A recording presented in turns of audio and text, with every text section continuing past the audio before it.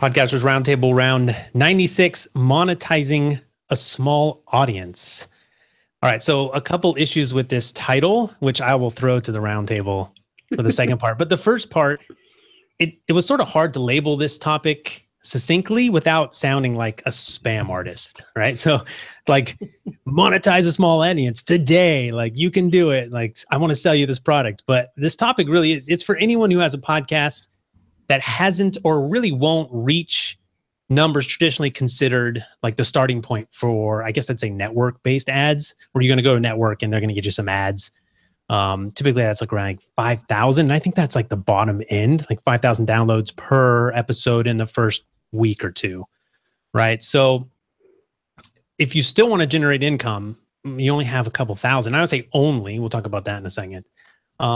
This is definitely not the like get rich type of content. So you'll find out pretty fast when we get into the conversation. But if you're producing a podcast and it's probably, oh gosh, let's see. Well, anyways, let's just say that I lost my spot. So that's what's going on with that. But anyways, that said, I always learn valuable things from the content that's presented from the roundtable. So if you're not wanting to make money from your podcast, so some people, you know, if that's just not for you, you can, this is the part where you bow out. But I always find that in these conversations, even if they're not relevant exactly to my show, you can always bring a piece of someone's experience and apply it to yours. So the second issue is the what's considered small. So monetizing a small audience, the non-spammy way, we'll go with that. And then what's considered small. So this is the one I want to throw out to the roundtable. I guess let's meet the roundtable first.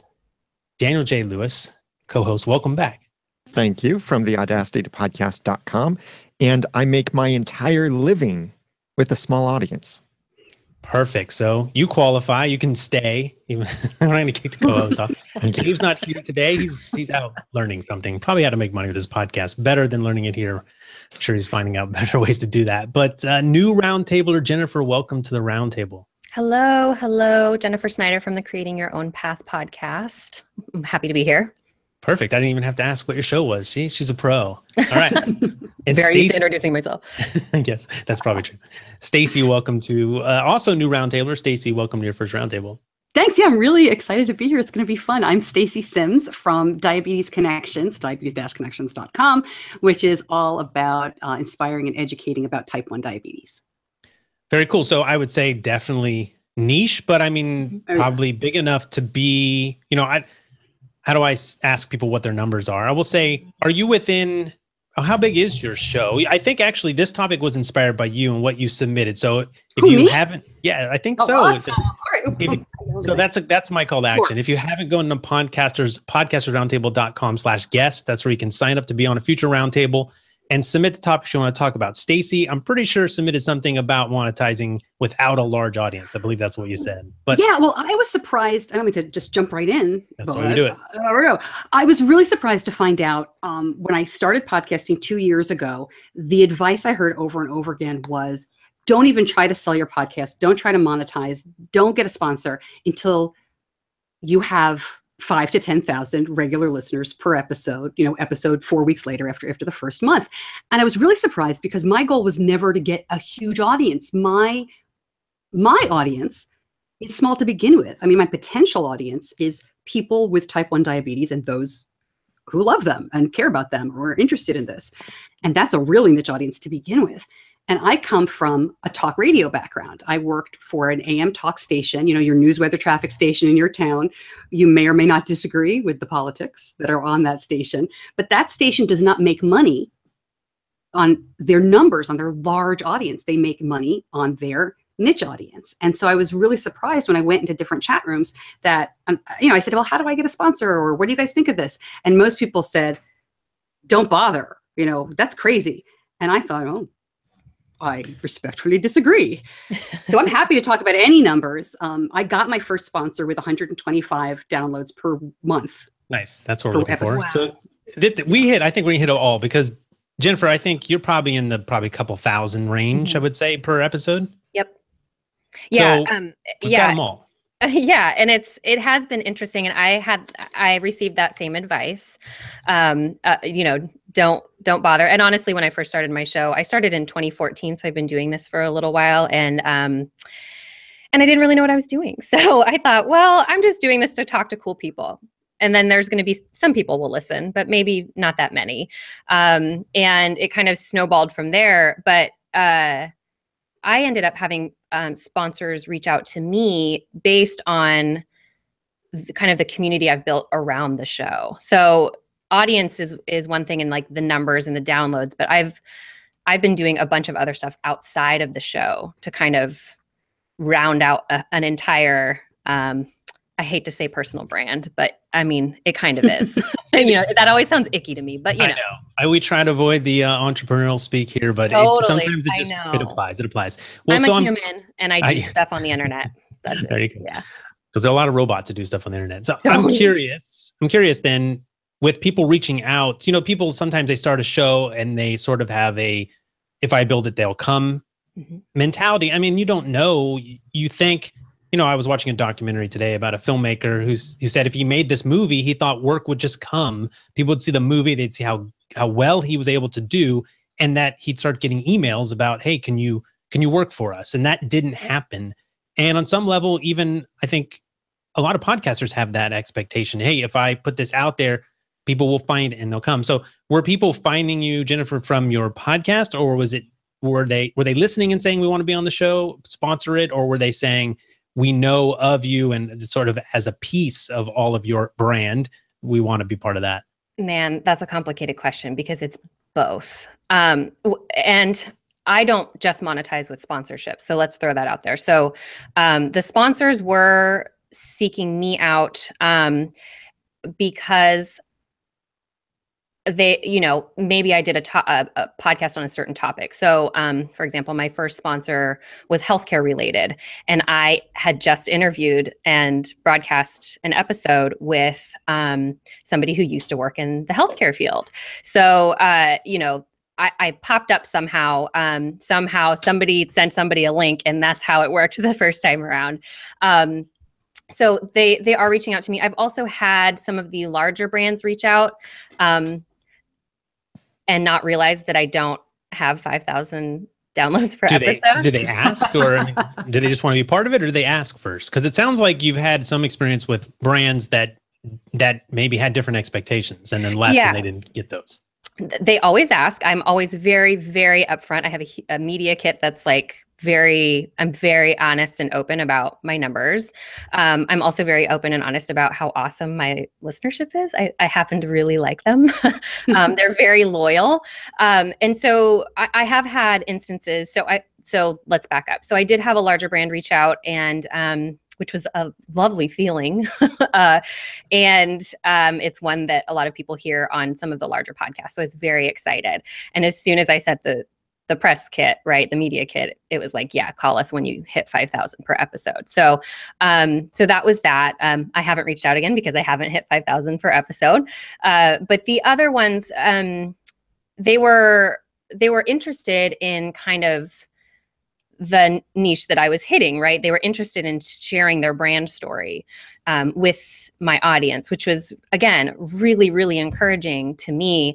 But at the end of the day, those sponsorships were not necessarily long lasting, because even if the, say, content lead or marketing manager, whoever my contact was, they understand the power of brand storytelling to various audiences, but the bottom line is still the bottom line. And when they don't see the ROI, they don't see the click-throughs right away. They don't see, is that like a direct response? Did you have a code? Is that what they?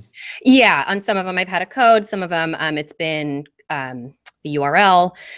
So that's trackable, obviously. So what their metrics were didn't align necessarily with what we aligned on in the beginning, meaning that brand storytelling was the key metric. Right. Stacey, oh, sorry. No, that's okay. Stacey, have you had any brands approach you? I mean, I imagine doing a diabetes podcast, it's very specific, right? And so have you done any deals with what we consider brands, right? We've got these new Apple stats. Maybe we'll talk about this later, but we got these new Apple stats that are coming, and everyone thinks this is going to bring the brands coming because they can measure things, right? I don't necessarily think that's the case, or at least I don't think that's what you want. But Stacey, have you worked with big brands, or have they approached you because of your show? Well, yeah. What's interesting about this is my very first sponsor. Do we do names? Are we okay to talk names? Yes. Okay. So I'm sponsored by Animus, which is a division of Johnson & Johnson. And I think I'm the first podcast, to be sponsored by anybody involved in Johnson & Johnson. I haven't been able to track anybody else down on that.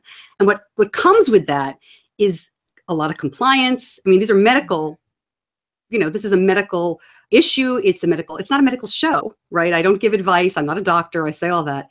But it was a very interesting partnership because unlike a lot of the podcast spots you hear, and what I used to do on talk radio, which is like, let me tell you about my friends down at the car dealership. These guys are awesome. And I'm driving around in my minivan and we have a great time. And blah, blah. It has to be very carefully scripted and approved because I don't want to make any mistakes or mislead anybody.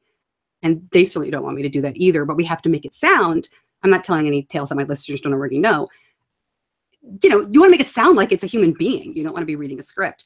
So when I partnered with them, it was because even with my 125 fabulous downloads, we have used and loved their product for a long time. And so I was able to talk about my personal experience with it.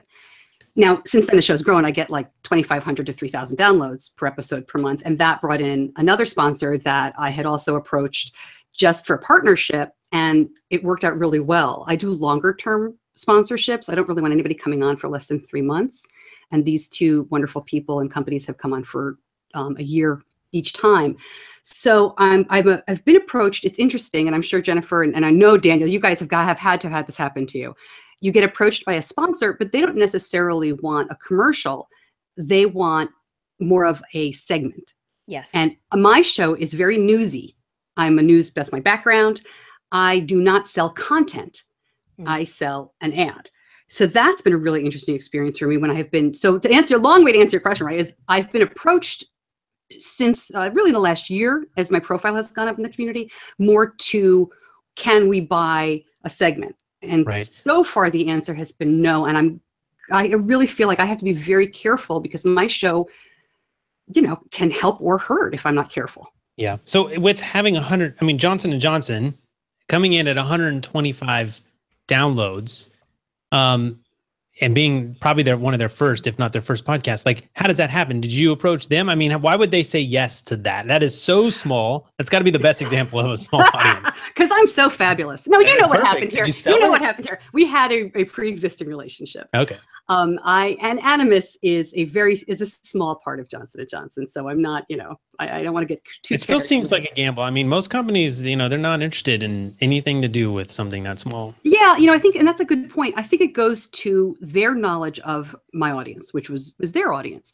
How difficult is it to find people who might? I mean, have any of you heard of Animus? No.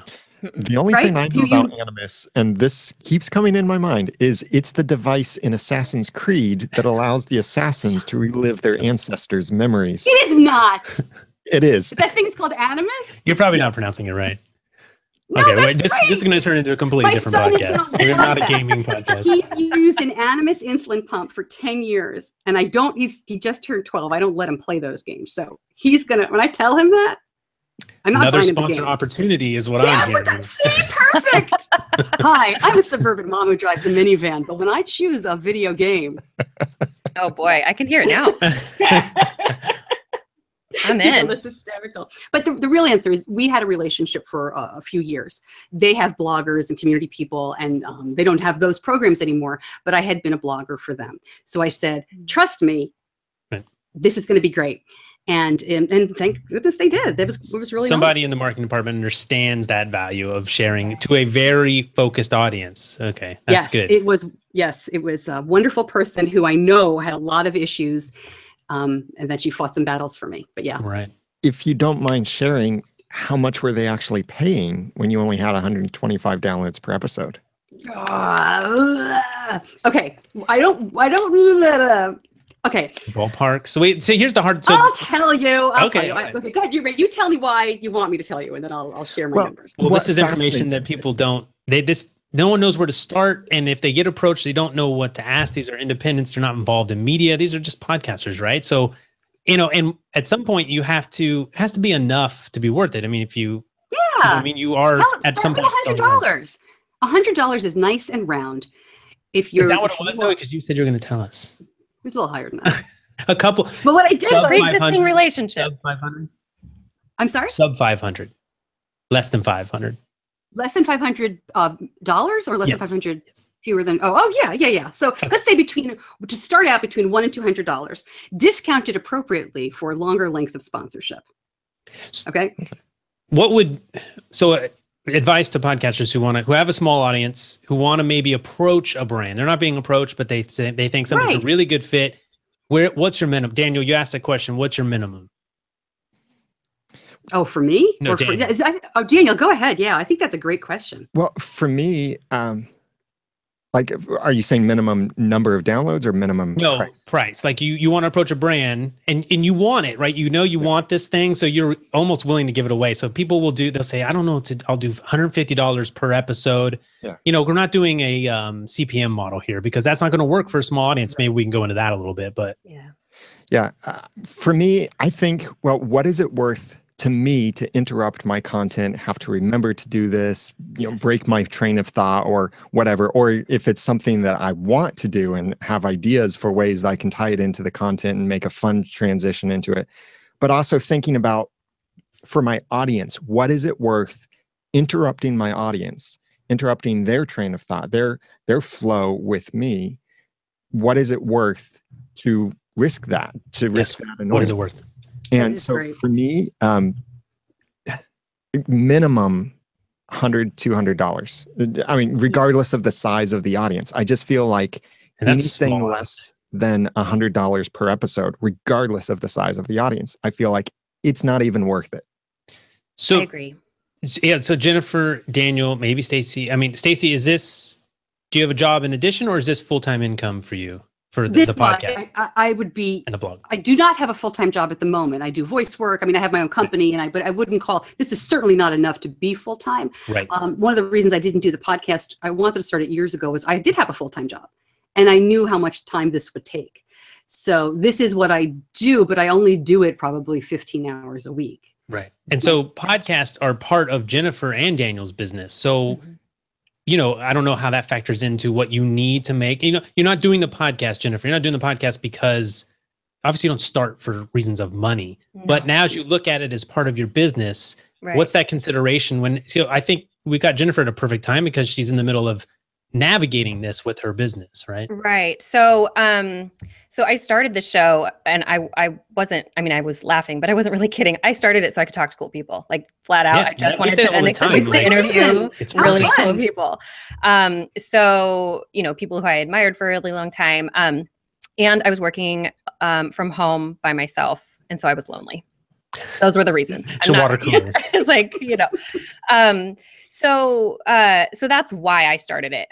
But 4 seasons in now, it has become a lot of things to me. Obviously, it still allows me to talk to cool people. It provides some income, but not much. I mean, I won't lie to you. It's not necessarily paying any bills. So, but what I've been able to do with it is it's become a calling card in a lot of ways. A lot of people have hired me I'm a freelance writer. I've gotten jobs because I do this show, because people know I know how to ask questions. They know I know how to interview people, and they know from my writing clips that I can turn it into something, legible. So when you work with a brand or a sponsor or whatever, like, do you have a minimum that you are able to take? Because it's going to take, the podcast takes a certain percentage of your time, and you're going to do it regardless. So at that point, how much does price even matter? Like or if you're going to put it out there already. No, I'm in the same camp that it's not worth it to interrupt the content. That is where I kind of draw the line.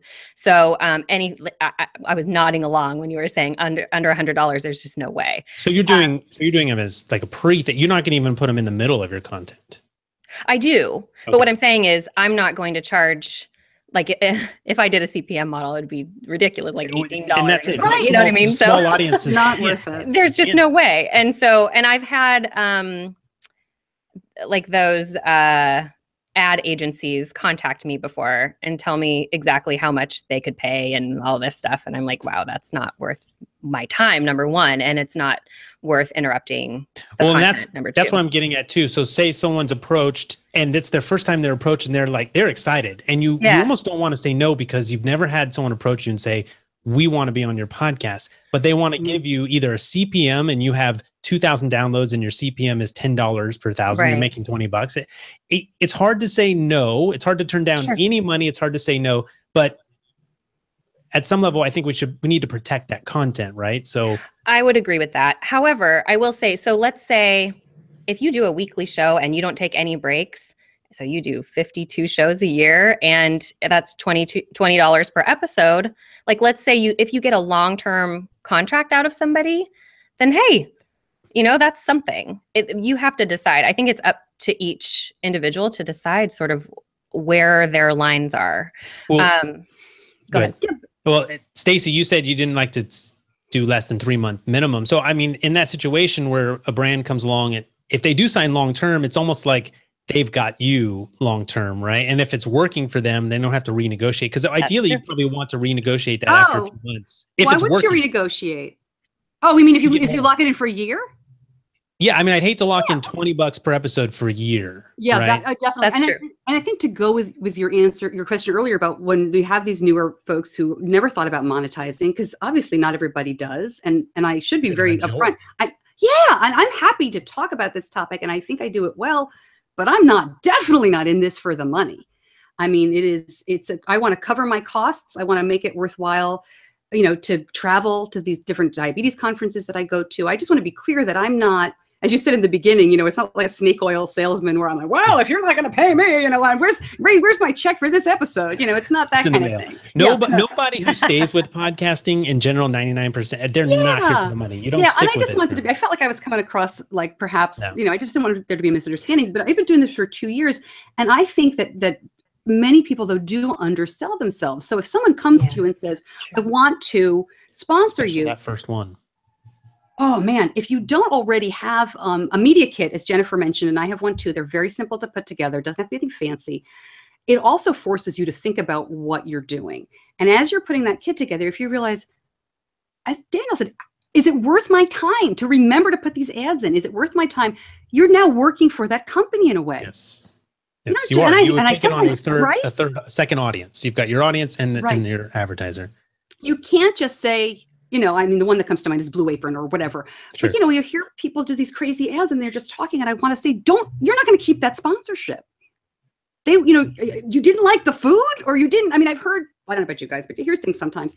And you have to understand that it's a responsibility to your sponsor. And you have to balance that with what it is worth for you. So if it's not worth it to make money, don't sweat it. Go have a good time. But also if you're going to make money, don't sell yourself short, because as you said, you don't want to lock in for 6 months at $10 an episode and then all of a sudden be discovered.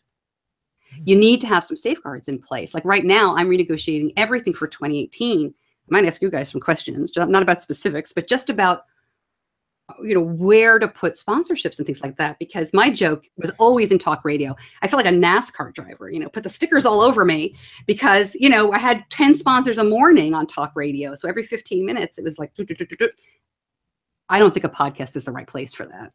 No, that's one of the ways that with podcasting, we can make our sponsor ads much more engaging and more valuable to the sponsors. And I enjoy, on my Once Upon a Time podcast about the TV show, I enjoy when we have a sponsor because I look for a way to make that sponsorship ad memorable, to make it funny in some way, some segue, some crazy segue.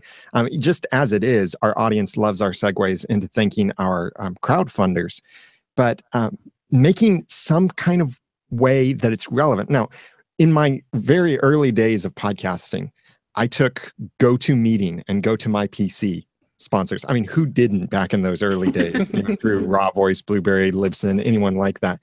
And trying to do a Go to My PC ad in a clean comedy podcast, it just didn't fit. Why would people who want to listen to laugh be interested in Go to My PC or some other product like that? It just didn't work.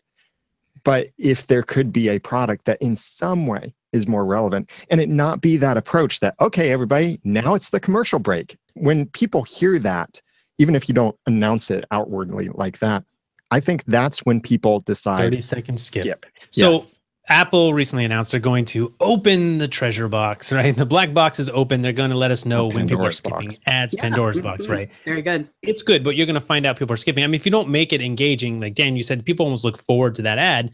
You need them to actually hear it, right? So it actually, we have the ability, if the advertiser understands, they let us sculpt the ad, at least work with them to make it engaging for the audience. But we've spent, gosh, we are almost halfway through, and we're talking about probably the single worst way to make money from your podcast, especially with a small audience, which is brand sponsorship. Like I think I tweeted the other day, as you know, smart podcasters probably don't even want a brand sponsorship, and as Apple lets this go, the numbers open, and brands rush to sponsor on podcasts. It's not going to happen. Niche podcasters are going to take over when that happens. Well, and so that's what we have, right? With a small audience, we're really talking about a niche podcast. We're super focused. What are some other ways? Even this show is only going to reach a couple thousand in that first couple weeks per download. So brand sponsorship's not even the way I would want to go. What are some other ways you guys are monetizing? Because we talked about how this is sort of like a totality of all the different ways if it's supporting your business. Sure. Jennifer, what else are you doing to monetize a smaller audience? Okay. I like it. We're just like changing the whole title of this every time we say it. Oh, yeah. So I do want to, you mentioned sponsored content. I have started doing that. So what is that for you? What is sponsored content? Okay. So my shows come out on Thursdays, and I'm doing a Tuesday tips and tricks episode, and that's a sponsored content. So it's separate. It's on a different day. And trust me, my listeners know when my podcast is supposed to come out, because when they see a Tuesday show, they think I've made a mistake. Nice. You know, because they're like, hey, it went live at the wrong time. So I'm like, well, hey, they're listening. That's great. They're engaged. So I have been doing that. I have been offering that to sponsors, and they've been, you know, some of them have been taking me up on it. So what does that sound like though? What's the difference between a regular episode and a sponsored content? It's still interview format, but the content is different. So on my Thursday shows, I don't have experts. I have people who are just like me trying to make a go at creating their own path, whatever that looks like. So I tend to only interview people who are working in creative fields. So the sponsored shows, I still kind of get like their origin story. But really the goal is for them to be experts. So I interview them. Does your guest pay to come on the show? Yes. Okay. Yes, but knowing full well that it's a Tuesday episode versus right. But it's not a commercial at the beginning of the show and then you do an interview. It's right. Okay. Exactly. I mean, and again, I'm a journalist, so it's not easy for me to do that, right? So it kind of goes against what I'm used to. The return for them is that they might get business through this episode? Yeah. I mean, to me, it's all about brand storytelling, but for me to make it okay for me to do this, you know what I mean? In terms of like morally speaking, it has to help my audience in some way. So they have to be able. It's not gonna work anyways if it doesn't. Right. And so, like I said, I don't do like, what's your, 3 ways to do X, Y, Z. I don't have shows like that on Thursdays, but for Tuesday tips and tricks, that makes sense. And if I have an expert sponsor, and usually they should be experts in their field, right? Then that makes sense to me. As long as it is helpful for my audience. Yeah. So I like that as an avenue. So that's one other way, right? That's one other way. Yeah. So the other ways that I'm doing this, like I said, doing the podcast for now, I'm in the 4th year. It has landed me other jobs. Not necessarily in audio, but other writing gigs. I've also built out programs around the show. So this year I launched what I'm calling the CYOP Artist Residency. So in the past, I had been laying out and designing pull quotes because my guests are really, really smart. And so they say really amazing things. And so I've been pulling out pull quotes. It's also pinnable. It's very shareable content. And I knew that I wanted to make them more beautiful because I am not an artist or a designer. I just play one on TV. On Instagram. You play on Instagram and it looks good. So don't let her fool you. She does have an eye. Don't Thank you. I appreciate that. But there are people who are far more talented. So So what I did is I opened up a paid residency where I pay an artist to do the pull quotes for me. And I'm turning around and turning those into physical products. So art prints, other items that I can sell in my shop. Swag. Very Swag. cool. But not like the name of my podcast on a coffee cup. Yes, that is typically swag. Yes. Yeah. So I'm not necessarily looking at. You're doing that too, though, aren't you? A coffee cup? I can't get like a button or something. T-shirt. There might be an enamel pin in my future. Don't count it out. But it's going to be cool. So I don't know. But the artist residency has been really interesting. Have I broken even on it? Maybe. Because it is paid, I wanted to make sure I could pay the artist. I'm not asking anybody to work for free. It goes against, again, those morals. Always get in my way. But it's important for me. So we'll see what happens. It's definitely an experiment. But in order to get physical products into my shop that are actually, going to potentially make some money to support, again, it's like a self-sustaining model, basically. Right. Hopefully they'll help me do the artist residency in the future, but also pay me for my time for creating all of this free content. Yeah, you have another cool physical product, which we'll get back to, which I want to hear more about. But okay. I also want to point out, because this audience will like this. I mean, Jennifer's using a Yeti, and do you hear how good that sounds? See, if you know how to use it, the tools, it sounds good. Do I sound okay? It's an ongoing joke of condenser microphones and Yetis, but yeah, I'm using one too. You guys sound fantastic. I just want to give you props for that. So Stacy, how else are you monetizing beyond the brand sponsorship, or is there any other way you're monetizing the podcast? It's tough. It's a tough question for me because I'll answer it in two parts. Diabetes Connections is not something that I really want to monetize to the nth degree. I don't think ethically it works for me from where that show is. Real quick, can I ask you how long the episodes are? That just popped in. Sure. Okay. I started out at like 25 minutes and I would edit the heck out of them because, I come from radio. And then I thought this is really dumb. And now I let them go. So I probably go from anywhere from 45 to an hour 15. Did you have any reaction from the audience when you made that change? It grew. Oh. Yeah. But my audience has grown from day one. Right. I think and as much as I'd like to say, and it is a good show, but as much as I'd like to say, it's me, it's also an audience that is so hungry for information. Right. That it needs to connect. And one of the things I do on the show is I connect people, I inform them about community activities. I mean, it's a really needed show. So, and I'm in that community, so I kind of know, I know what the needs are. Right. You made it less edited and no one complained. That's the good news. Yeah, and I added, I have like my superstar of the episode, the American Ninja Warrior who has type 1, and then I have my community connection who's the mom from Idaho just trying to get her kid to diabetes camp. So I do that kind of stuff, and it's really helped out. And I used to try to limit those episodes or the interviews. So, but monetizing it is tough in terms of asking my audience. I know a lot of people do that and have great success that way. We haven't touched on that.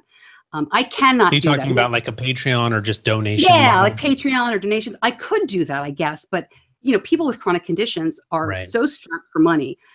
I just don't feel like it would be fair. I mean, not saying that everybody's poor who has type 1 diabetes, but if I have an extra $10 a month, I'm going to probably spend it on paying down my insurance company bills and things like that. Or I like that, though. I mean, I like that you're considering the specifics of your audience and that they have this additional cost, right? There's medical needs. So, that might be a great way, even with the ads to say, hey, I'm making something for this.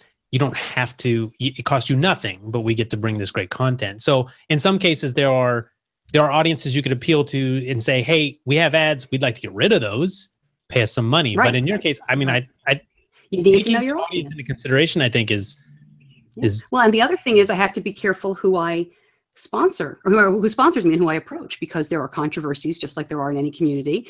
There are companies that, I might approach or I might not, because am I going to be beholden to their product when perhaps I might not want to be. So that's the first part. The second part is I was recently approached about doing a corporate podcast. Somebody completely different topic, not health related at all. So I'm putting a proposal together for that.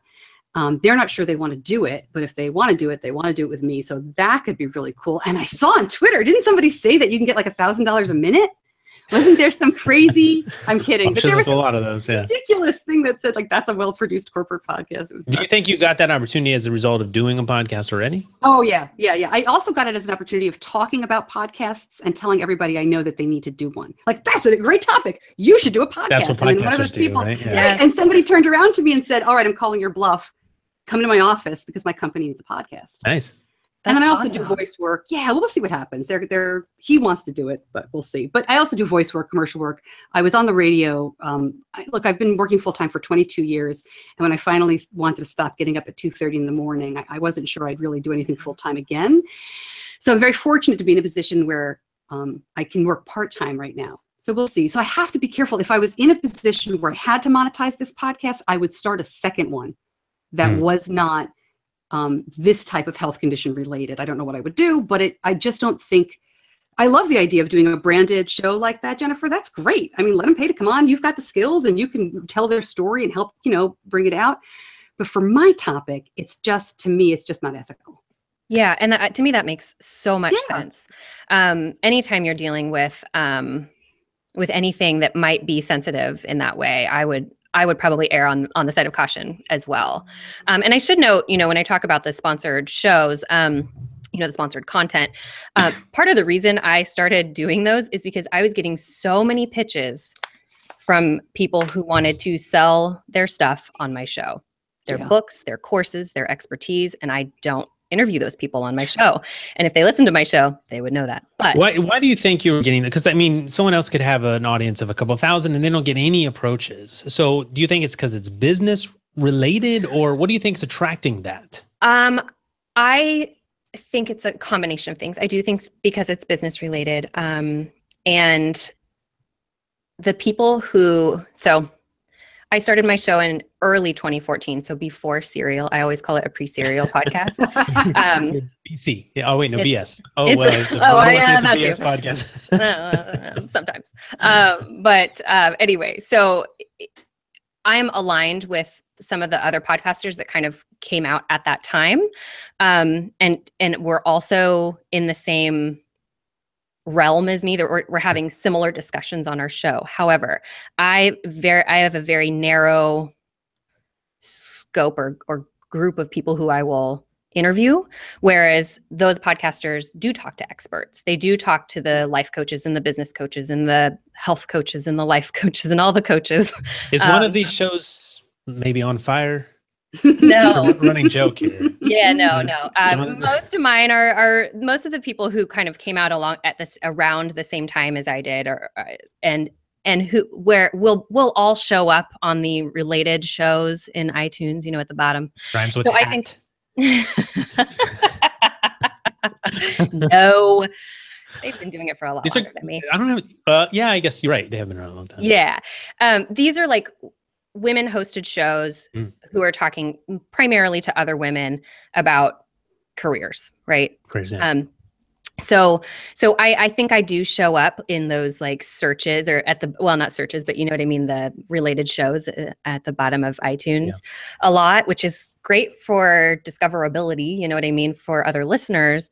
But I do think that I'm sort of on that PR hit list. Yeah. And so I get everybody who's writing a book, and I get a lot of health related ones. And I'm like, that's not what my show's about. If you get any diabetes, send them my way. I will. It's easy to call them. I get approached by such cheap gear. It's just instant delete because it doesn't have a name on it. I mean, they clearly haven't listened or watched anything. So well, when I get dear sir or madam, that's when I know I can go ahead and ignore it. Yeah. But otherwise, I mean, I do try and let them know, hey, I don't necessarily interview people like, whoever it is on my Thursday show. But I do, if you have wellness tips for the business community, then you can come on Tuesday and it'll cost you.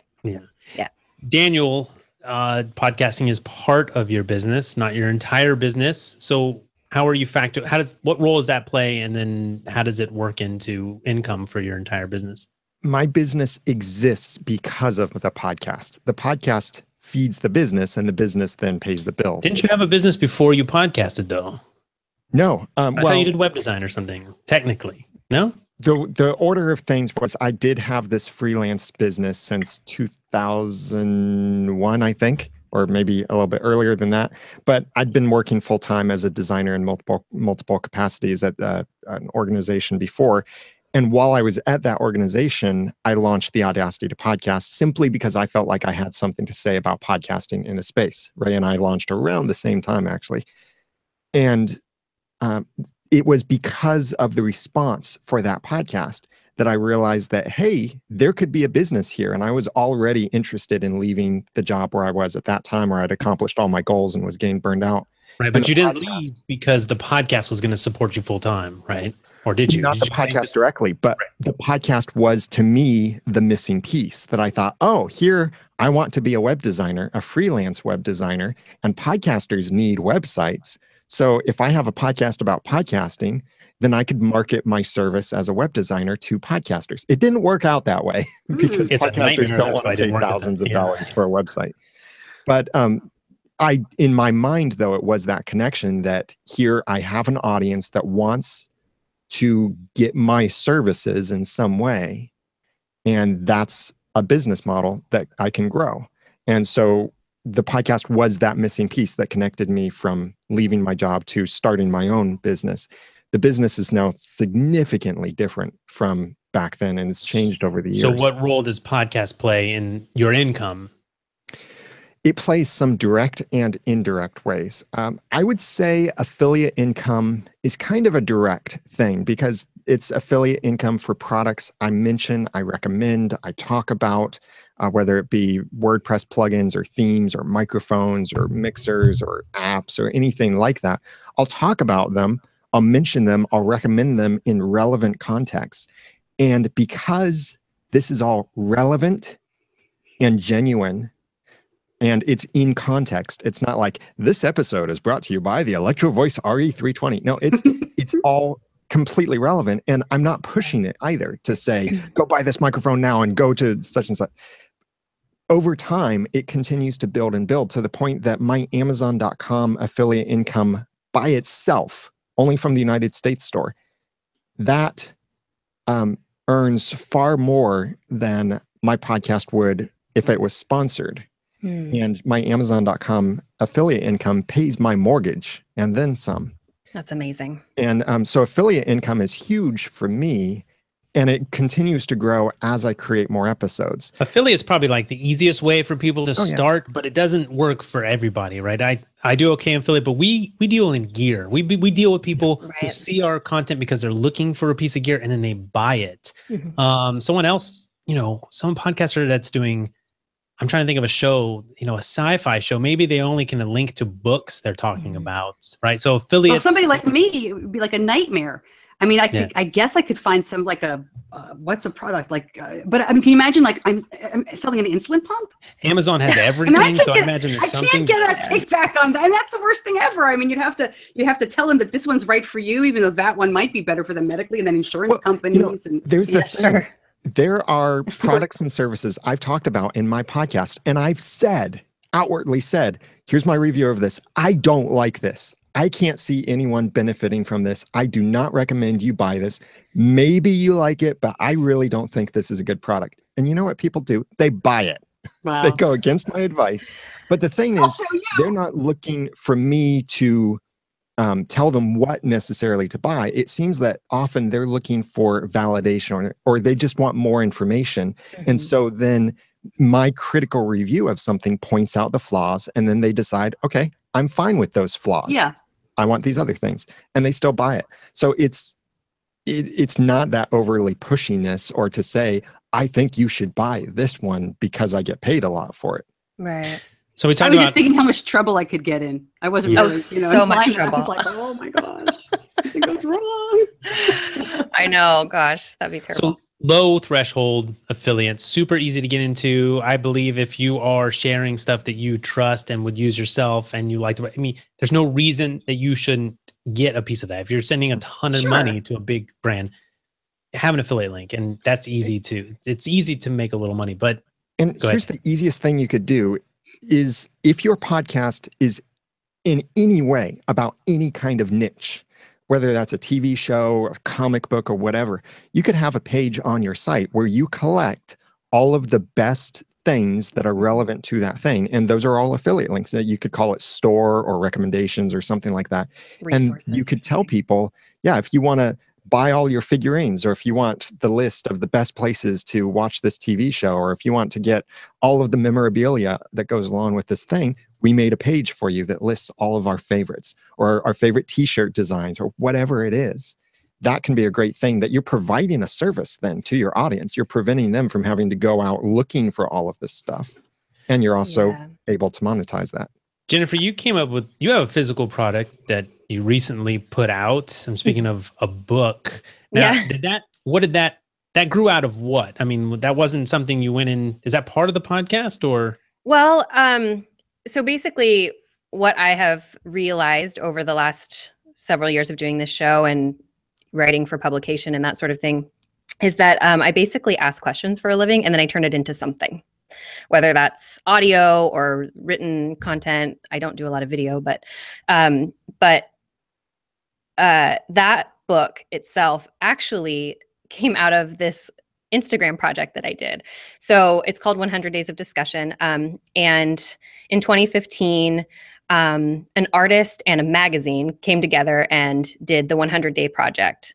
And it was this Instagram challenge where you do something for 100 days and you snap a photo and you put it on Instagram. It's supposed to hold you accountable to actually do whatever creative thing you were supposed to be doing for 100 days. And I thought, well, I've failed at these projects before because I've tried to do various 365-day projects and failed miserably.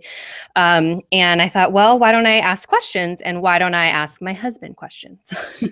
And then have him ask me the same question so that we have a conversation after work that's different than like, hey, how was your day?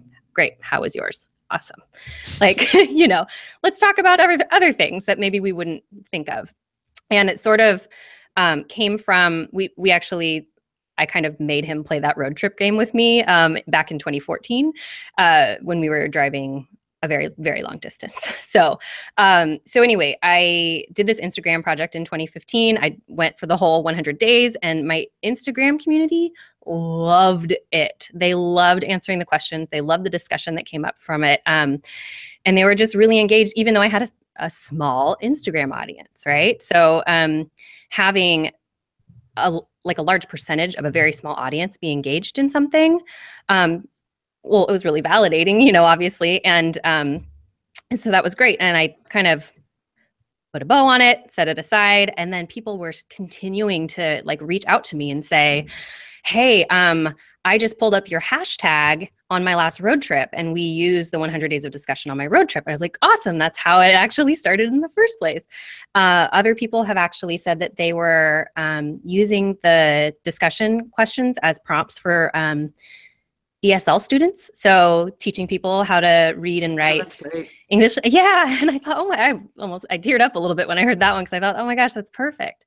And I just kept thinking well, how crappy is it that they have to look through Instagram for this? I want to make something that they could hold in their hands or download in some way. And so I decided to adapt it and turn it into a book. So it's a physically printed book. I also have the audiobook and ebook version available as well. And so that book actually helped me launch the artist residency. So the funds that I've been able to kind of pull out of that revenue is helping to pay my artist resident for the show. So it is all sort of connected. Do you filter that book through? Do you sell through your podcast, that book, or is it related enough? Or I mention it, especially if it's on sale. But it's not necessarily something that I kind of hawk on the show on a regular basis. On Instagram. So I mean, because it doesn't matter here because a small audience, you found content that small audience enjoys. Mm-hmm.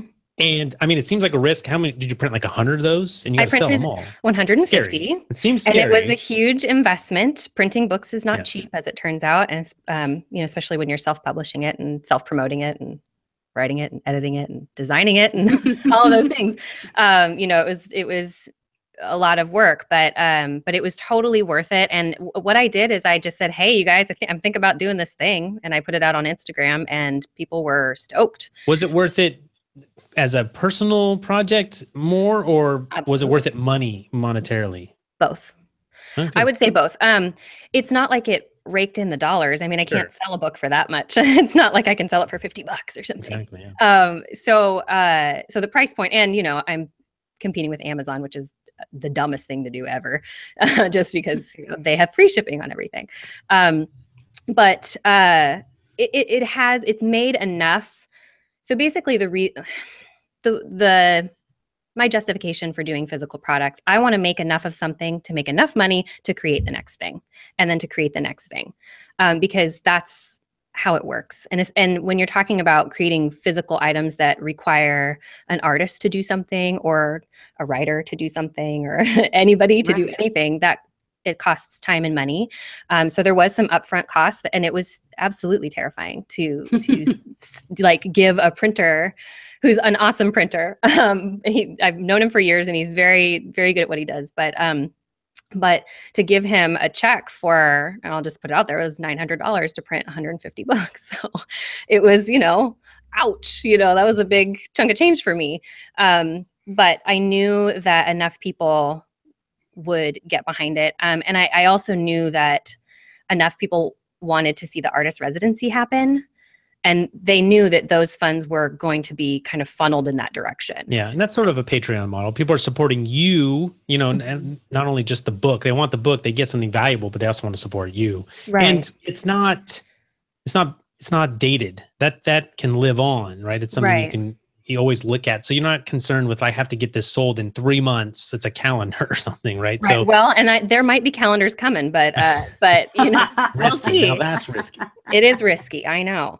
But So do we think that someone with a small audience, now there are obviously different philosophies here about wanting to go full time with a podcast and that being a small audience, and then just all the way down to, it'd just be nice if it covered the cost of doing a podcast, hosting and a website and stuff like that, and just my time. But do we think it's completely irrational for someone to start a podcast, reach, let's say, 1,000 really focused audience members? I guess maybe those 1,000 need to be engaged. We hear this, right? They say the 1,000 really engaged people can can basically pay you enough money to live on. But do you guys think that it doesn't seem a smart direction, but it's something we can work towards? Well, I would just jump in and say, I think that I would say yes, because I would like to see people, especially who produce podcasts, if they want to monetize it, to take it seriously. Because I hear a lot of people say, well, I'm thinking about monetizing my podcast, but nobody makes any money in podcasting. Why would you say that about yourself? Why would you shoot your industry in the foot like that? I think it's one thing to say, I'm here for fun. This is my hobby. Wonderful. I think it's another thing entirely to say, I'd like to make a little money, or I want to make some, but I can't do it because nobody does it. I feel like we all talk ourselves off of this. It's just so odd to have come from talk radio, where I know the audience was like, there's the audience, but here's the talk radio, and here's the money. So it can be done, and it's hard to be your own salesperson. But I'd like to say, I don't want to sound like I'm bashing anybody. I'm just trying to give you more confidence, because this can be done. And I'm not making a mortgage payment, but I sure as heck am making my car payment. And, will I continue? I'm going to continue with this podcast, whether I'm paid or not. This is my passion. I know I'm helping people. I'm helping myself. This is a no-brainer for me. But if I wanted to monetize a smaller podcast, yeah, you give me those 1,000 listeners and a great topic that I'm passionate and interested in, heck yeah, I could absolutely do that. And I think that might be one of the great takeaways is you start a podcast because you really want to talk about this thing, and you grow a community, and then there might be other opportunities that spring from that, or maybe another show. You can write, you can teach. Well, even another podcast, because here's one of the things we face too. One of the hard parts is once we've put our passion project out there and it's going and it's strong, and then we want to flip on the monetization switch, that can be tough for an audience that didn't have that before, right? Great point. Yep. What do you do? I mean, you probably have everyone started as something that was not asking for any money or didn't have an ad in it. And then at some point that switch went on. Mm-hmm. I don't know if anyone has seen any kind of response from their audience in that, or how they felt early that those 125 people stuck around. They were like, what? I said, It was very early on for me, which I think helps. It's a great point. It really is. I think that switch could be a little bit easier if your audience is already used to your giving them calls to action. You're giving them something to do, and all that changes is that the something to do is to buy something. Like, subscribe, and rate my show on iTunes, please. Yeah, something other better than that, I would hope. If that's the only one we ever hear. Come on.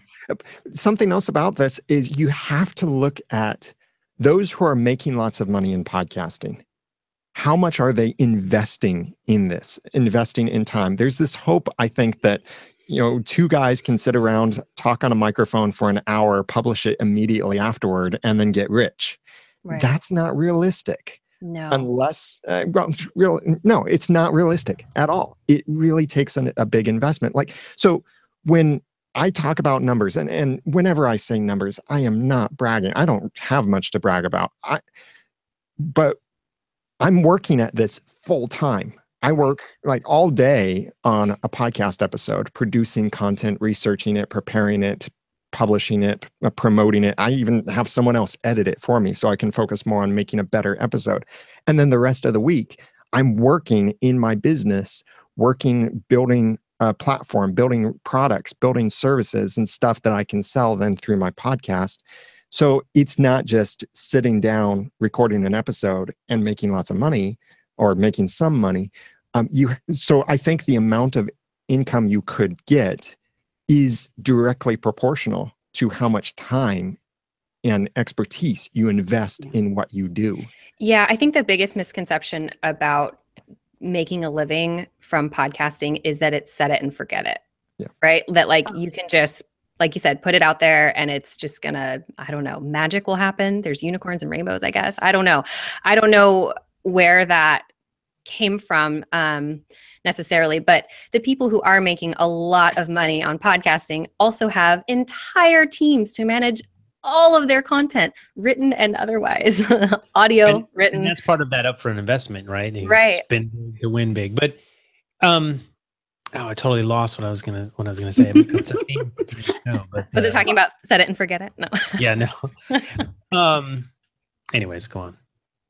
I don't know. I was just saying there's just, it's not, for me, I try to be careful not to say, you'll never make any money in podcasting, but I do try to make sure that people understand, because people always ask me to pick my brain about podcasting. I do try to make sure that they understand that it's not, it's not something where you just sit around and money just magically comes your way. And that's it. That's what I was thinking, is that I bet for all of us, the perception is they make their living with their podcast. I know that happens. That happens to me. People think they see them on YouTube or podcast, and they're like, I just think that's how I make money. And it's like, I actually have a full-time job. My family thinks that. My family members who don't understand what a podcast is, they that's all they see, right? That's like what the people see. The forward-facing, yeah. Yeah, because they don't read what I write, I guess. But whatever. That's another podcast. But it's about to get emotional here on the roundtable. Sorry, I'm taking it there. But no, I do think that there is that perception that because this is the thing that is maybe the most visible to people, that this is bringing in all the bacon. It's not. That's pretty just a FYI. Yeah. Well, and it's hard too, because I'm doing this, everybody has different schedules, and I would kind of love to spend more time on it, but I'm really supposed to be a stay-at-home mom right now. I mean, that's supposed to be after, my husband and I worked this stuff out where I worked full-time and he worked full-time, and then we made this switch a couple of years ago.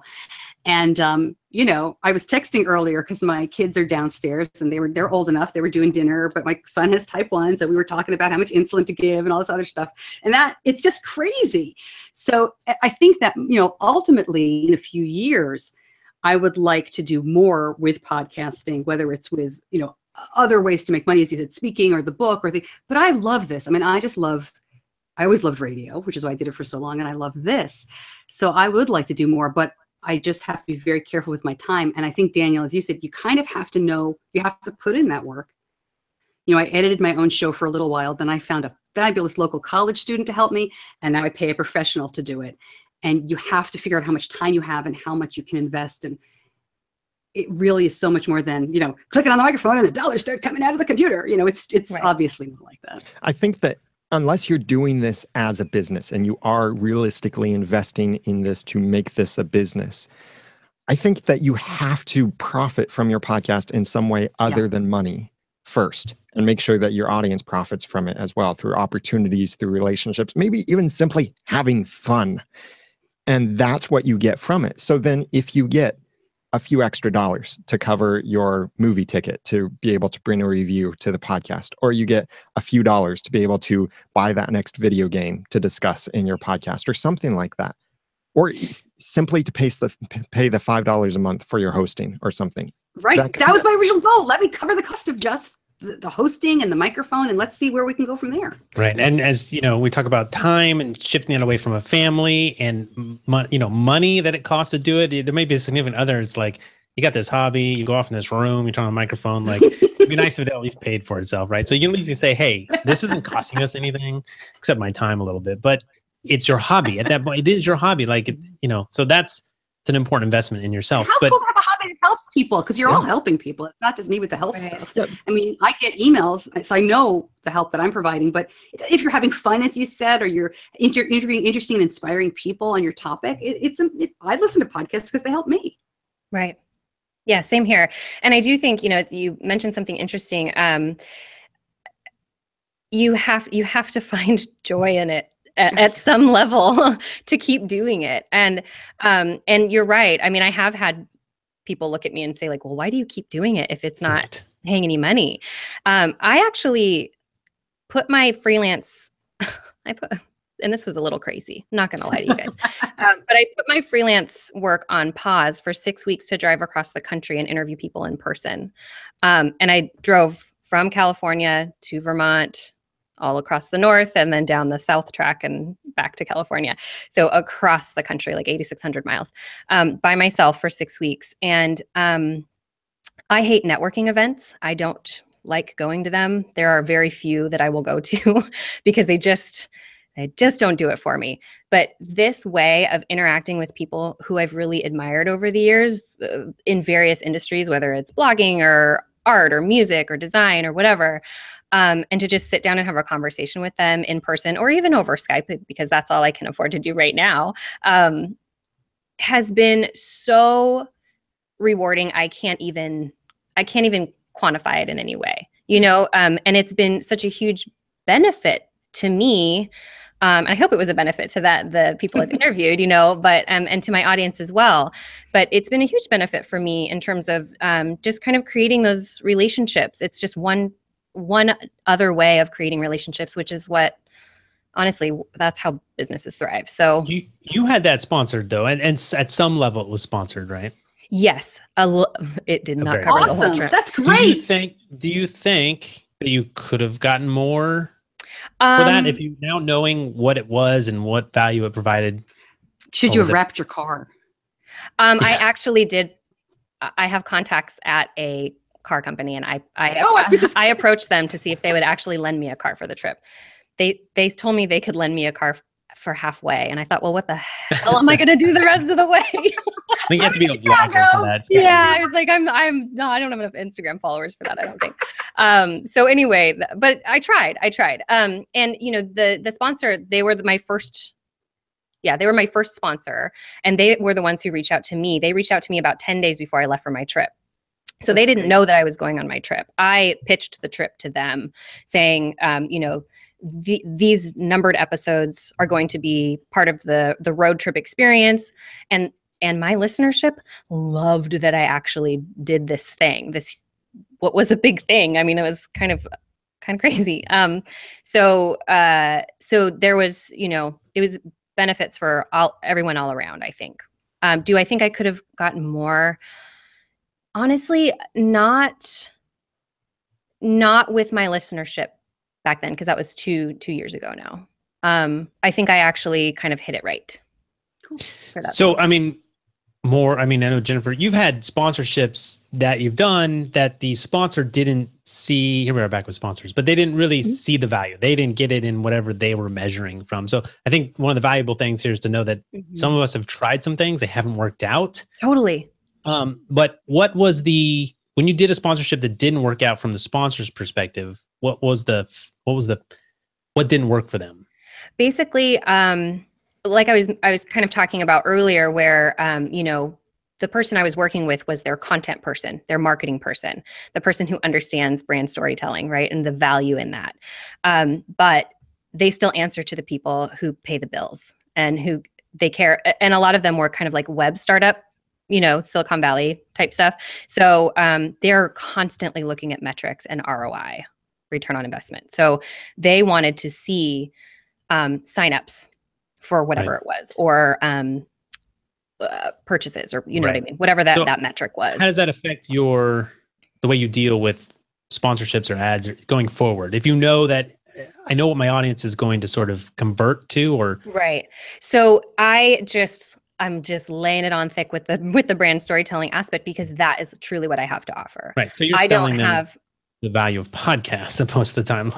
Yeah, I mean, honestly, and that's part of the reason I opened the door to more than just a 90-second ad spot, or whatever the timing needs to be, because I wanted to see what I could do with the sponsored content, to see if perhaps that would push the envelope just a little bit in that direction. And the jury's still out. Like, I'm still trying stuff. So, and I'm 4 years in, right? I want people to understand that it's not always going to work right out of the gate either. So. Yeah. So that's perfect. I mean, as we wrap up, I mean, if we have anything that's, if we have a piece of advice that we could give someone who has started a podcast, they've reached a community, maybe that's 200, maybe that's 800, whatever, so fewer than a couple thousand. They want to make that first step. They say, okay, I've been doing this for a little while. It'd be nice to cover those costs. What would be your first step from that perspective of trying to bring in a little something? And then as we go out, you can add that and then let us know where we can find your podcast. And we'll head out. I'll put Daniel, since he's the co-host, he has to be in the hot seat first. But Daniel, what are you going to tell that first time podcasters trying to sort of jump into making a little bit from their podcast? Find something that gives value to your audience, enough value that they're willing to pay for, whether that be your podcast itself, a relationship, a service you offer, or something you recommend. Find that value that's worth it to your audience. Yeah, I think one of the tricky things is some people say, I don't know, I don't have a product. I don't give coaching, and I don't do coaching. I can't get a brand sponsorship. So what are you thinking? Find something that your audience would want. And let's make a hypothetical. Simply your podcast. And don't start from the beginning. So you're thinking like a crowdfunding, maybe? Yeah, at that point. It could be simply $1 per month. And when you do something like that, make those people who give even $1 per month, or maybe it's $10 a month or something like that, make them feel like superheroes. You could call them, our heroes or our knights or whatever. Our whatever you want to call them. You could sing a little song for them or something like that. Make them want to give value back to you because you're giving value to them. And by the way, I'm Daniel J. Lewis from theaudacitytopodcast.com. Perfect. Well, you're next up in the little square boxes, Jennifer. So thank you so much for being on your first roundtable. And I say first because we hope everyone will come back. But thanks again. If you have any advice. Yeah, I mean, I definitely have to kind of second that you find something that has value for everybody. But and this is coming from, I used to be in marketing. So I think that the first step would actually be to know your numbers. I mean, and kind of, if you're talking about approaching a sponsor, kind of know what you're working with, know your baseline, and know where your lines are, right? So if your line, the line you don't want to cross is, I don't want a sponsor that doesn't have anything to do with my audience, that's a great line. Don't cross it. And if your line is $100 to make it worth it to you, don't cross that line. And if somebody pushes back, I'd say hold strong. But I think finding what would make it worth it to you and worth it to your listeners. And then also understanding with what you're working with so that you could actually communicate that to a brand. And then think outside of, I hate saying think outside the box, but definitely think outside of the sponsorship box. Think of other ways to monetize. And hopefully we gave some good examples of that. So, and I'm Jennifer Snyder, Creating Your Own Path podcast, creatingyourownpath.com. So. Perfect. Yeah, I love that. And again, for someone who hasn't had a sponsorship or an ad or hasn't been approached and then suddenly is, I think it is important to know what it's worth to you. Your podcast is valuable, your audience is valuable. Don't get too excited because I've been approached by a lot of bad products and bad brands. And in the beginning, the first time, it's really exciting. You think, I have to do this because I won't get another one. No one else will come knocking, but know what you have and know what it's worth to you. And I like that. Don't cross that line. That's perfect. So thanks again, Jennifer. Stacy, thanks so much for joining us. Oh, I was so excited to be here and thrilling. Thank you so much. I listen to you guys all the time, so this is really cool. I would, let's take what has been said before me and then I'll add to it. I think what is very difficult for many people in podcasting is that now you have to, if you're going to do this, you have to think like a salesperson, which to a lot of people immediately is a turnoff. But all I mean is have a plan. I don't mean get this, sharkskin suit and we're going to sell cars and hey, come on. I kind of want that suit. I could do that. We can have that discussion another time, But have an honest discussion with yourself and make a plan. Write this down. It all has to come from who your audience is, and you have to know your audience. The audience that you want, the audience that you have, know who they are. If you don't, you have to ask them, whether it's on Facebook or a survey, you have to know your audience. That's what I was going to ask you. I was going to divert because I was going to say, how do you guys know your audience? Because the podcast, it goes one way. You don't know who's listening necessarily. Well, I'm very fortunate in that my audience is very specific. And I created my show in part because while there are a few diabetes podcasts out there, in fact, I organize everybody in February for Diabetes Podcast Week, which will be coming up in February again this year for the third time. But that's amazing. Yeah, but I didn't hear one that spoke to me. So that's why I created mine. And they're all great. But there's an element of, we think we know who our niche is, but I produce podcasts where people who are nowhere near the niche still listen and they get value for some other reason. So, well, then you do have to ask. And if you have those numbers, if you can say, look, I did a poll and 10% of my people don't have type 1 diabetes, but they have Hashimoto's or they have celiac, and they just think this is a community that they can learn from and want to be part of. So that's really great information, but you don't know until you ask and you quantify. So a media kit, if you're listening and you haven't done any of this yet, give yourself an assignment. By this day in a month, I'm going to have a paragraph on who my audience is. I'm going to have a paragraph on who am I? What makes my show different? Because, Daniel, you have a great show. There are other podcasting shows out there. What makes yours different? It's you and the value you bring and the fun way we hear you and how we get to know you. So write this stuff down, make a plan, make a kit of some sort. It doesn't have, the super professional slick stuff that comes. It's the hard part for me was quantifying it, writing it down. Then I can go into something pretty like Canva or I don't know, whatever. I put all my stuff in Google Drive. I don't think it looks that great. I'm not a Pinterest person. I'm not very visual, as you can tell by my mess here and my lighting. But once I wrote all that down, it became much easier to present to sponsors and say, I have a small audience, but I know who I am and where I'm going. Here are my goals. Here's what I do. And here are my people. And it really does help. But if you don't quantify it and write it down, you won't even know yourself. So if you, if you can do that in the next month, I would highly recommend that. Perfect. And then where can we find your show? Oh, sorry, diabetes-connections.com and, Facebook, Diabetes Connections, all over the place. It's not too many diabetes podcasts if you search for type 1, but we're out there.